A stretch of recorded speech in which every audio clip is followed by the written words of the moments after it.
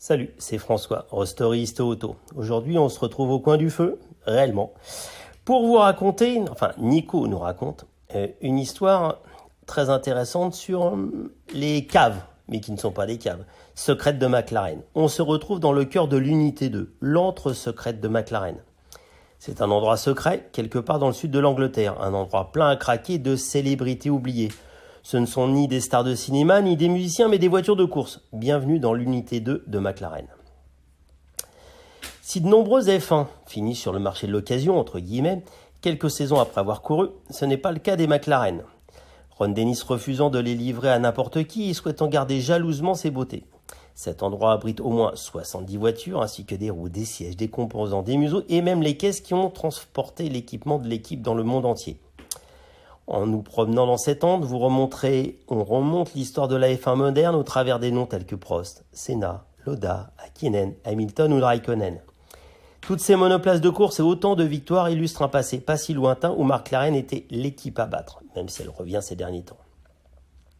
Au hasard d'une bâche transparente soulevée, vous découvrirez une MP418 développée pendant des mois mais qui ne courra jamais. Une voiture d'essai à moteur Lamborghini, conduite par Ayrton Senna, se trouve dans un coin.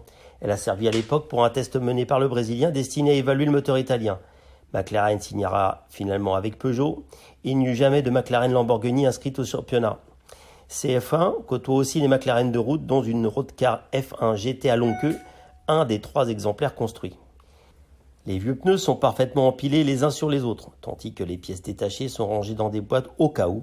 Ces beautés endormies souhaiteraient sortir de leur sommeil profond pour reprendre la piste. Les outils, indispensables à cette hypothétique remise en route, sont prêts sur les établis de la zone de maintenance.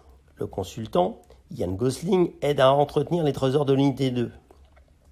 Depuis la création de McLaren International en 81, aucune voiture MP4, postérieure à 81, n'a été vendue, déclare Ian. Les voitures de la série M, d'avant 81, sont principalement entre les mains d'autres personnes. Elles étaient vendues à la fin de chaque saison pour aider à financer la saison de l'équipe l'année suivante.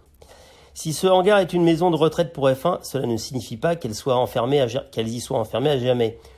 Pour les événements spéciaux, l'équipe de McLaren Heritage préparera et déplacera n'importe quelle voiture.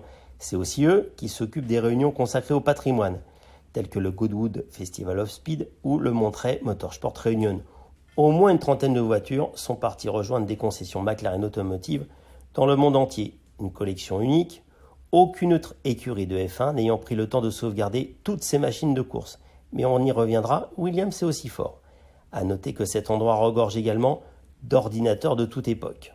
En effet, chaque F1 moderne dépend d'un système d'exploitation contemporain. Difficile aujourd'hui de trouver une version de Windows des années 90, ailleurs que sur un PC de cette époque. Mais le plus important se trouve ailleurs. Vous pouvez approcher les lettres et les noms griffonnés sur les sièges, les couvertures chauffantes ou les flycases. Une rare occasion de toucher l'histoire du bout du doigt, comme si vous étiez à la place de Prost ou de Senna.